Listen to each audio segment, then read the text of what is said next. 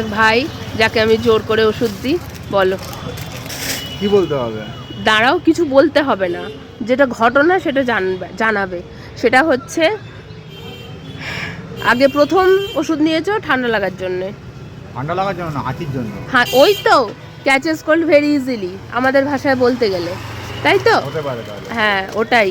আচ্ছা, তারপর বলেছিল এখানে একদিন ধুলো ঝড় উঠেছিল, সেদিনও হাঁচেনি, সেটা বলেছিল একদিন। হ্যাঁ। আচ্ছা, হয়েছিল। আচ্ছা, আমার মনে আছে, যতই তুমি হাসো। আচ্ছা আচ্ছা, এবার তিনি পুরী গেছিলেন অবভিয়াসলি। হ্যাঁ, আমি এসে দুধ আনতে এসে দেখলাম দরজাটা বন্ধ। আমি অফলাইন চেম্বার করে এসে ফোন করলাম, বললেন আমি ছুটিতে।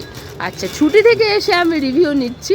সেটা হচ্ছে পুরীতে গিয়ে ঠান্ডা লাগিয়ে আদেও ঠান্ডা লাগিয়ে নয়, এটা ভুল হয়ে গেছে, এডিট করো আগে। ওকে, হ্যাঁ, কি ঠান্ডা হবে? লাগেনি আমার। ঠান্ডা লাগেনি পুরীতে গিয়ে, এইটাই তারপরে এই হচ্ছে কথাটা বলে ঠান্ডা লাগিয়ে এইটাই হচ্ছে ব্যাপার। এটাই এইটা হচ্ছে হোমিওপ্যাথি। এই যে আমি প্রত্যেকবার এসে কোশ্চেন হচ্ছে, প্রত্যেকবার এসে এত প্রশ্ন করো কেন?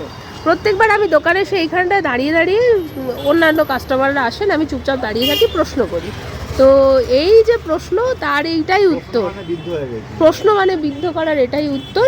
সেটা হচ্ছে পুরীতে গিয়ে সমুদ্রের ধারে বসেও এই ওয়েদারে, যেখানে আমি নিজে আমার এই দুর্দশা, সেখানে কিন্তু আমার পেশেন্টের ঠান্ডা লাগেনি, তাই তো?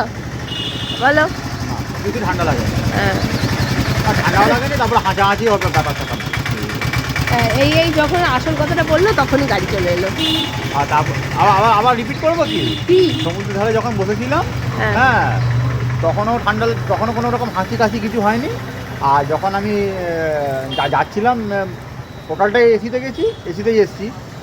সিরিয়াসলি? তাতেও লাগেনি? না, বন্দে ভারতে গেছি, আর বন্দে ভারতে ফিরেছি। ও, তারপরেও আমাকে কি আর বলবো, আমি আর কিছু বললাম না পাবলিকলি।